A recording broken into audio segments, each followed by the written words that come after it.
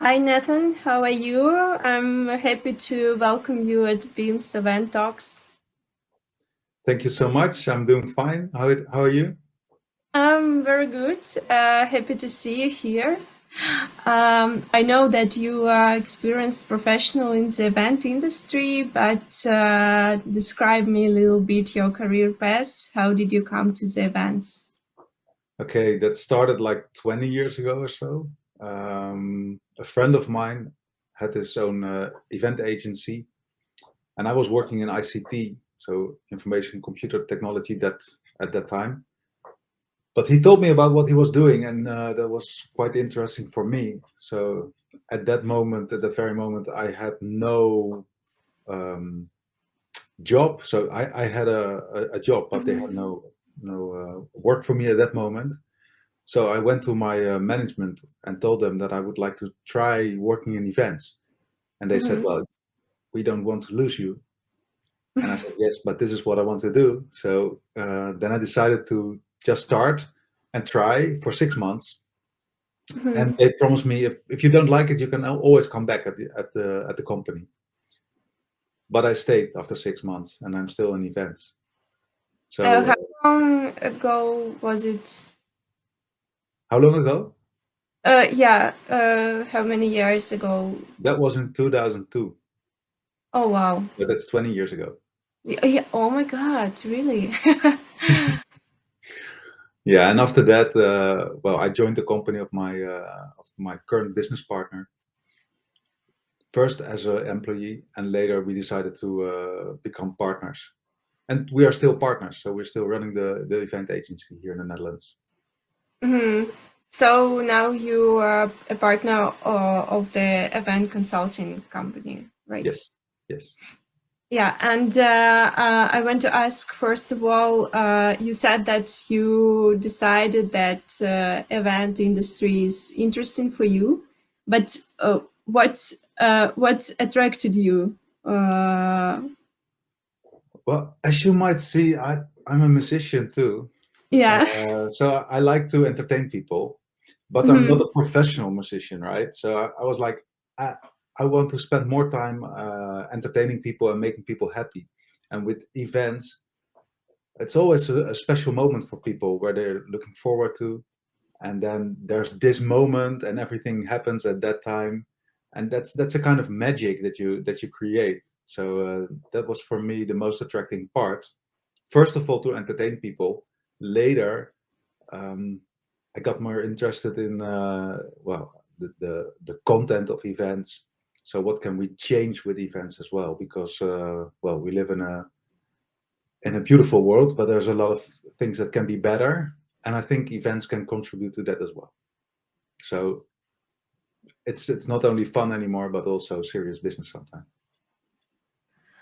Um, and if you read your LinkedIn, it's easy to find the phrase "unforgettable events," and I'd like to learn what do you mean by unforgettable? How to make unforgettable event? Well, for me, it's the most important of an event is that something special is happening there, right? So that's unforgettable. It changes something inside of you. So it Hmm. can be if it's just entertaining, it can be real good entertainment. If you visit a concert with really good musicians that play and they have this vibe with the audience, you will not forget, right? Uh, Hmm. for instance, I was at a concert of um the Pink Floyd bass Hmm. player, former bass player, and he played out in the open with the moon behind him, and then he played Dark Side of the Moon. But this kind of moments you will never forget. That's unforgettable. And also in business events, you can create something that people will not forget because there should happen something at this event that changes something into your mind or Hmm. into your heart. And that's what I mean with unforgettable. And that's what I will strive for if I design an event or work on an event. Um, Try to create as much as unforgettable moments during these events. And this can be that you meet new people, that you hear something new, that you taste something different, that you see something you've never experienced before, but always something special that will last for longer. Okay, I can imagine unforgettable moments when it's entertaining event, Mhm. but if we talk about business events, could you give some examples of such wow moments at business events? Yeah, maybe not too long ago, we organized an event for a construction company, and they are constructing infrastructural works, right? They exist for 190 years, so that Mm-hmm. was why they organized an event for their clients and partners. And in this field of construction work in infrastructure here in the Netherlands, there's a lot of competition, but there's always also a short of people, so the right people to do the job, and they always have these problems with the financial part, right? So it's a Mm-hmm. high risk uh, field where they're working, and then the clients want to take the construction company to take all the risk. The construction company wants to take the risk, but then they want to get paid more, but they have to go for the lowest price. So there's a lot of friction in that. So during this event, we had a discussion with some people of the construction companies, but also the clients, a discussion about how they could work better together, because infrastructural works are not only for fun, they protect the Netherlands, right? We are below seawater, so a lot of these works are really Mm-hmm. important to protect the country. And they have to get the maintenance, we have to build sometimes new ones. So in a way, it's very strange that there is a lot of friction and fighting during these projects, right? And if during such a discussion you can, we had some people saying things that they would never say out in the open. Like, okay, I know that we as government, we have less, uh, we don't have the right people at this moment working for us, and we need them. And this was a fault Mm-hmm. we made because we skipped them because we thought we didn't need them anymore, and now we realize ourselves we need these people. So they were talking about their mistakes they were making and how they possibly could do this better. So if that kind of things happened, it for you it might not look like something very special or unforgettable moment, but for the people in the audience it was, because they were like, Mm-hmm. wow, they're admitting what they are doing wrong, they are looking at themselves, they are honest. And because of the ambience and the atmosphere that we created during this event, people felt comfortable and free to talk. Mm-hmm. So that can also be something unforgettable in a business way. And of And course, we yeah. also had some entertainment because we had the founder of the company speaking to the people with the deepfake stuff you have nowadays, right? You can use that, and then you can make this picture talk. So that was also unforgettable for people. But the content that is unforgettable, I think that's even more important during an event like that. Yeah, and if we talk in terms of business metrics, can we somehow evaluate these wow moments, what they lead to, how do they grow business? Yes, we can, but on the long term. Mm-hmm. Because of course, after this event, you can ask the participants like, did you enjoy and what was the most memorable moment of the event? But this is what I also discuss with my clients. We can create a wonderful event where something special happens, but if it stays at the event and it's only Mm-hmm. the event that is wonderful and something special, next day people will forget about it because they go back to daily business and they forget about it. And then you can talk about it when you see them again, like, you remember, yeah, yeah, that was great, but let's talk business again. So Mm-hmm. what they have to do, if you, in a way, you ignite this flame, right? Then you have to continue discussions, invite people, discuss again and again, and then the flame will keep on burning. Otherwise, it will go out. So they have a job to do. And then if you follow that process and evaluate that on a regularly basis, then you will see results. So that's maybe the next point I want to touch during this interview, because I was thinking of it in advance, right? What is the most important for me of events? Of course, the event itself, but also the pre-part and the after part. Otherwise, it's just a one-off. And if it's just a one-off, it's yeah, then it's not complete, right? You should also follow up and do the Mm-hmm. next thing. So event is not a one-off. It should be continuous process. That's what I believe. Yeah, and about prayer parts and after parts, which tools can we use to first learn what audience wants to make them bow, and how then we can evaluate it with which Mhm. tools. Hmm. Well, let's first talk about Yeah, what we should do, and then if there are tools that support yeah, that, right? yeah. So what I believe, what you always should do if you design an event, and also the pre-part and the after part of the event, is first of all look at the goals. You should have smart goals. If you don't have smart goals, I will not work for you. In the past, I was not like that, but nowadays, if a client asks me to help them, I want to help them, but then you should have this smart goals. If you don't have them, we cannot measure the results, right? So that's the Yeah. first thing. What do you really want to achieve with the event? And that's the first exercise I will do with my clients. And I will go deep as needed, to get the real goals that are there. Because people know their goals, but they don't. A lot of times they are maybe scared to tell it, or they think it's not possible. So, what is it you really want to achieve at this event? What is it you want with your customer? What is it that you want with your clients, with your partners? If you know these goals, then you should look at the target group of the event, and um, in a way, step inside their shoes. We call this empathy mapping during the Mm. process that we are using. So we sometimes we make personas, sometimes we interview them, the target group, to make sure that we understand them.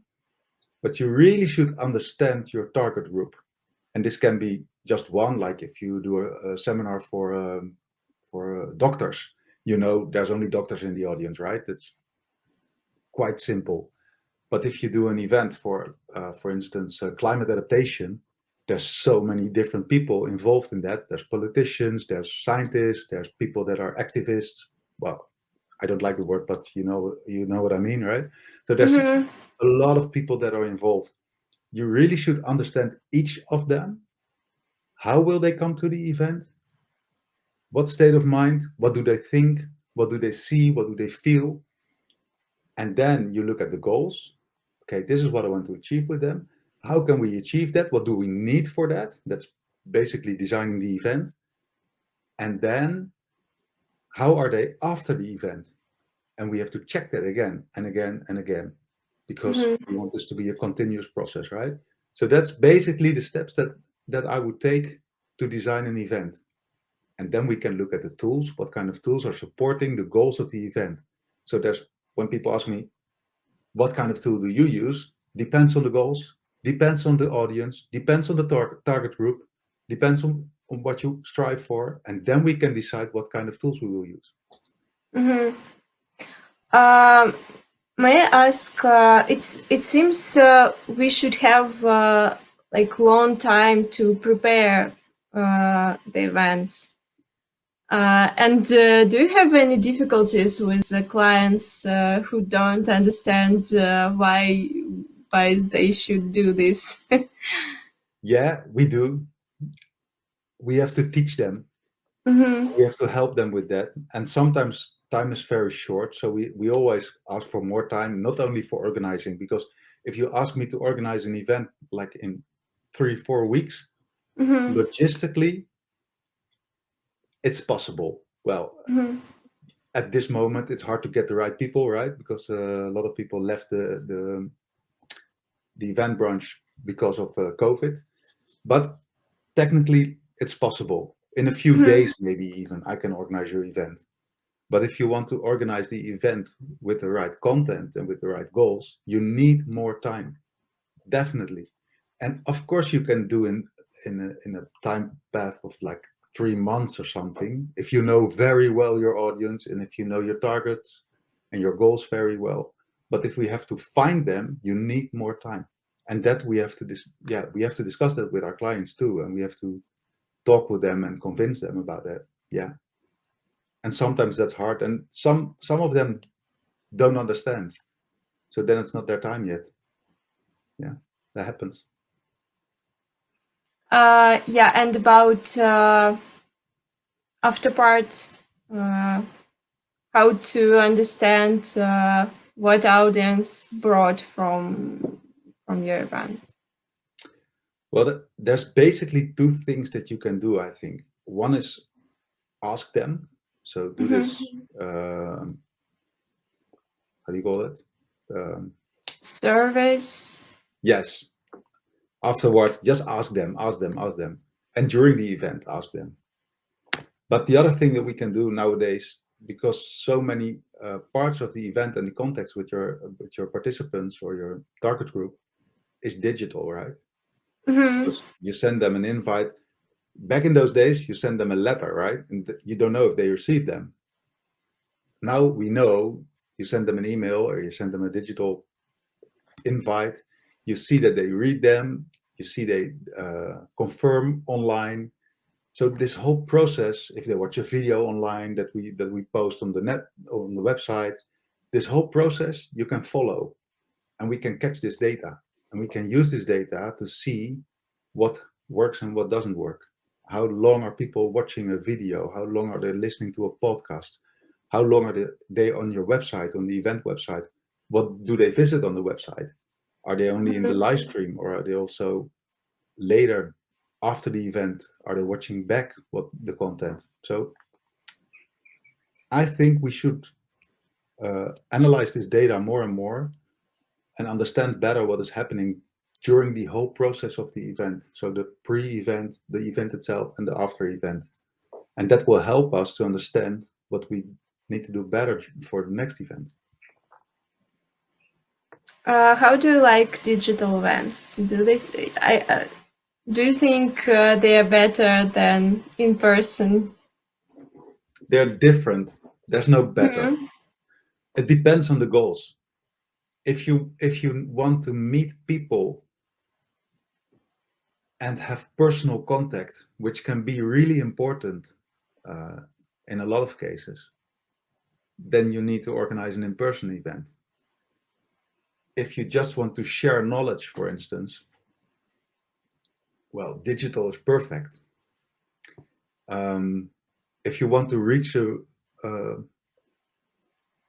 a global group of people, Mhm. digital is perfect because we don't have to travel anymore, right? We can do this interview. I don't have to be in your, I don't even know where you are at the moment, Yeah. right? We can do this.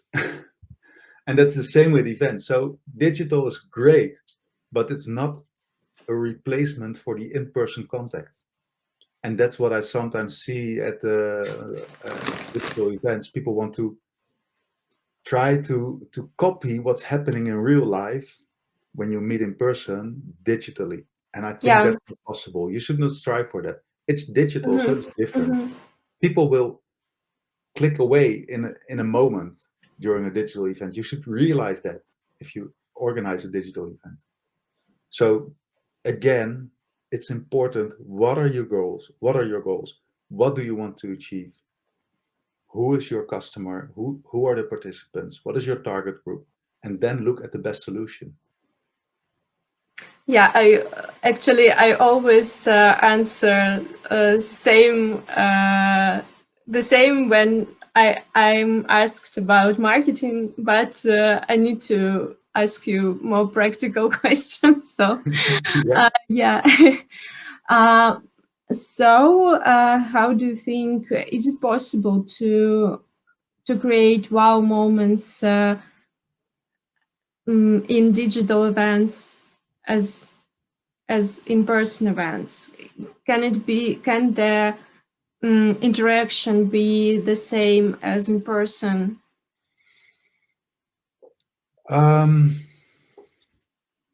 You're asking me two questions now. One is, can digital events be as, let's say in my words, unforgettable as an in-person event? Yeah. Yes, for sure. And the second one is, the connection between people, can it be the same as during an in-person event? No, because there's a different type of connection. Because I can look at you now, but if I really want to look you in the eyes, it's not possible, right? And the same if I'm on the stage, on a digital stage, and I talk to the audience, I will not feel what the audience is thinking and what they are doing and how they're responding to what I'm saying. I can see what they're saying in the chat, yes. I can hear their questions afterwards, after my talk, for instance, but I cannot really connect with them. So there's a difference between digital and in person. But can digital events be engaging and wow and unforgettable? Yeah, for sure. But you have to think about your content, and you have to make your storyboard for this audience that is online and not for a in-person audience if you're doing something digital. And I think that's something we have to learn. And I have to learn it myself, right? Because I was used to do it for in-person events for like 20 years, and then COVID came and we had to do these digital events. And I had to change my mind. You have to think in another way if you want to reach people online in a digital environment. You have to work in a completely different way. And if we talk digital, there's also difference, right? Because you have this kind of, well, Zoom sessions or Team sessions. That's different, for instance, than the VR sessions where you can also interact, and that's also a digital environment, but it's completely different from the old style Zoom stuff. So you have to look into the channels that you're using and make your content specifically for that, and also the tools you are using. If you want people to network, you can network, you can work together online, and in a very wow environment. For instance, I work together with odyssey.org. They have a online environment where you can work together in a kind of spacious way. It feels like you're Star Trek or something. If they hear this, they will kill me, but because it's a really nice environment for the right target group. And that's really wow, because you can fly from one planet to another planet and people are working there and you can see the content that they are creating. So it's possible. Is this an answer to your question or not? Yes. You say a lot about the importance of understanding your audience. And do you have, in your experience, some examples of misunderstanding the audience when organizers were wrong about their audience and how the event was going? Um,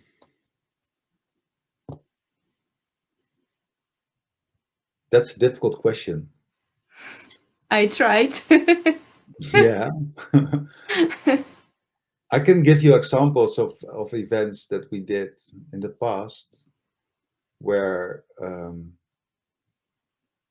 we looked into this problem and we tried to understand the audience, and where we had the feedback of the audience that we did it in a quite good way. And maybe that symbolizes what I'm talking about, because we did the opening of a sea lock. So it's the Dutch coast, and we have this big locks where ships sail in, then they go into it, and the water has to go up or down because of the sea level and the difference between the channel and then the canal, and then they can sail away, right? So it is the biggest sea lock in the world. It was opened last year. And we had to do it online because it was during lockdown and they didn't want to postpone anymore. So it needs to be open. So it needs to be now. And the king is coming. So we have to do it anyway. So, okay, so let's do it online. Who's the audience? This is a very big target group, right? Because it's people that are interested in ships and marine and stuff like that. But it's also children, and it's also people that live around, and it's also well, people that are maybe just watching the telly because they are doing nothing else. So we decided to. Here in the Netherlands, we have the journal, the daily journal for the kids as well. I don't know if that's also in other countries, but they present in a very easy, low-profile way. So they tell about the news, the daily news, but in a very understandable way. So what I told my client is we should do it in that way, really simple, so that everybody can understand. Yeah, but that may be boring for the well the people that know a lot about it, right? The technical people. But if you make a program for everybody, it should be understandable for everybody. So we decided Yeah. to focus on that. And afterwards, we heard back from people that had their kids watching, like kids from 11, 12 years old, and they were like, this is really fun. And it's an opening of a sea log, right? It's not really, well, it can be really boring if you do it in the wrong way, but because we discussed everything around it and what there's for instance, there's a fish passage in the lock, so fish can go in and out even if it's locked. And if you tell about it and show the fish under the water, how they live, and it can be interesting, but you have to think about it. So it takes a lot of time, also from the customer, my customer.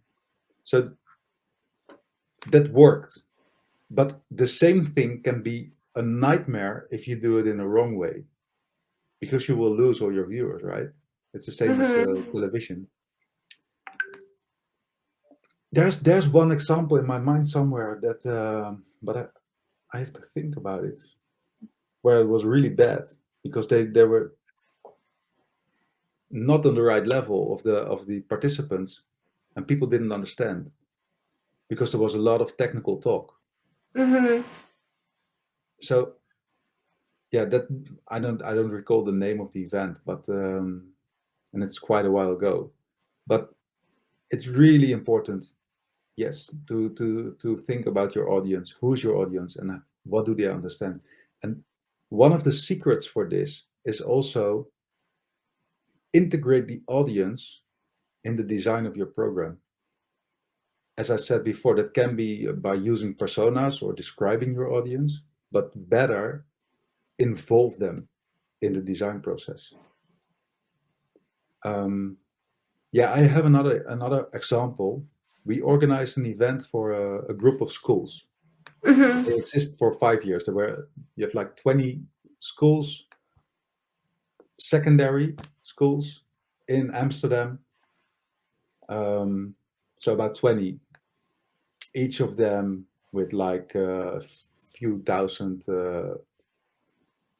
youngsters on it, right?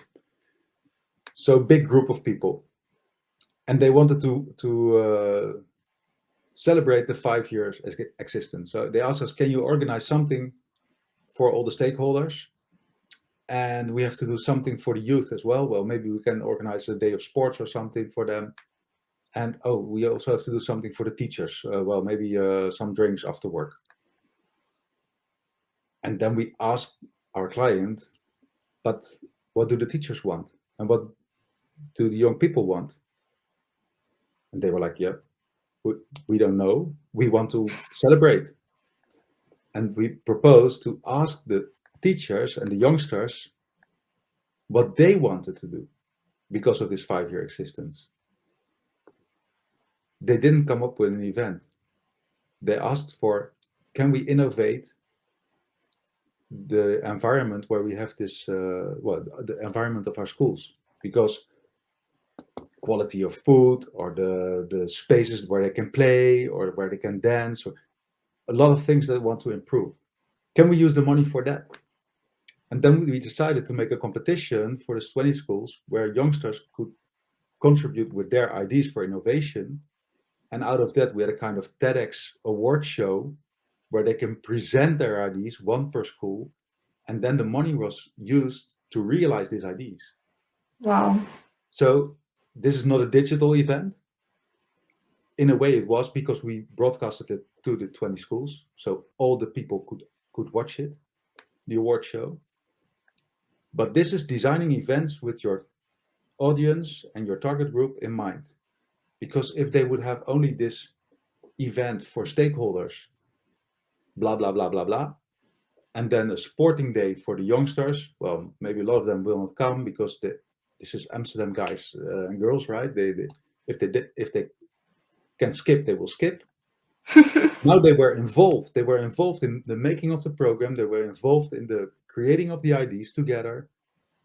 And then you had this different levels of youngsters that were working together. So the very smart ones, so to say, because they're on the high level, and also the guys that work with their hands are not that good, maybe in math or languages. They had to work together in projects, and they learned from each other. So there was so much nice things of these events because of we were looking at, and it's not my success, but we did it with a group of people, right? But because we work with the audience in mind. And I think that's the most important you can do. Yeah, very impressive example. What was the biggest event you organized in terms of attendees, amount of attendees? Sail Amsterdam. It's Uh, every in five your years, experience. all these big sailing boats come to Amsterdam, Mm-hmm. and it's a 5-day event, and it was about 2.5 million visitors in 5 days. What? What? It's Two? this huge sailing ships that are coming to Amsterdam from all over the Oh my world. god. Oh my god. Is it So real? that's the biggest. But biggest doesn't always mean the best, right? It was a good Yeah. one, but some small events with just 30 or 40 people can be really successful and also be really nice to organize. Mm-hmm. Impressive.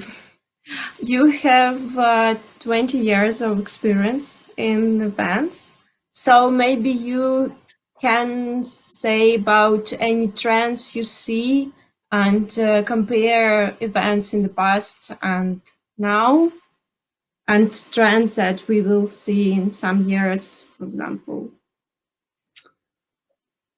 Um, well, what I see is that the event industry is much more professional than 20 years ago. Hmm. So that we advise people about content and the way they should think of the audience and the target groups and the goals. I think 20 years ago, it was not that much that we were doing that. Not only we, but also all the other event agencies I see around me. So I'm really happy to see that live communication or events um, is mature now, more mature than ever.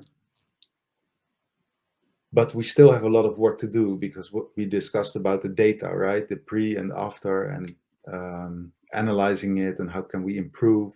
I think there's Mm-hmm. still a world to win there. So if you look at the future, I'm sure that we will use more and more data, and that it will help us to organize better events. Not only better events, but more impactful contact moments with your audience. So also the pre and after. Mm-hmm. Why should I present at the event like 1 hour speaker with slideshow if I can watch it in advance and then discuss at the event what I have seen on my personal device? For instance, it's not that we should do it always like that, but it can be a good way to do it. So I think we will in the future we will see that, well, the same like television and film. It will be more and more on demand, the content. You can also look afterwards. And the moments that we have these live events will be more and more, I hope also, that it will be more and more about real contact between people. Because I attended a lot of events where I was there, I didn't Mm-hmm. meet new people because it's always a little bit scary also, right? To meet new people. Some Mm-hmm. people are really good at that, but I'm not like that outgoing. When I'm in big groups, basically I don't like big groups. Mm-hmm. So I hope it will be more and more. There will be more and more focus on how can we stimulate this interaction between people, and that they can really meet each other and learn from each other something. Um, and I think events will be smaller. This huge events, of course, still Amsterdam, which I talked about, is it's a big event and it's entertaining, right? But Mm-hmm. especially business events, I think they will be smaller with more focus on each other instead of just having the Smaller big. is smaller means how many people?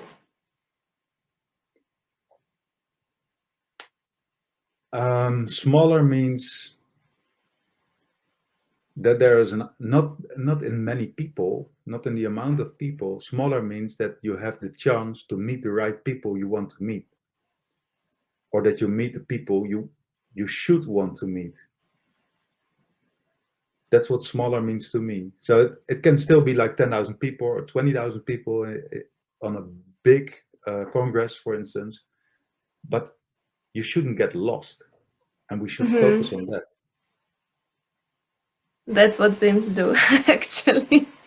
Yeah, that's great. Then we should talk make about that. people make people not to get lost. Yeah. Yeah, because I think there's still a lot of people when they go to events, they're still lost, right? Yeah.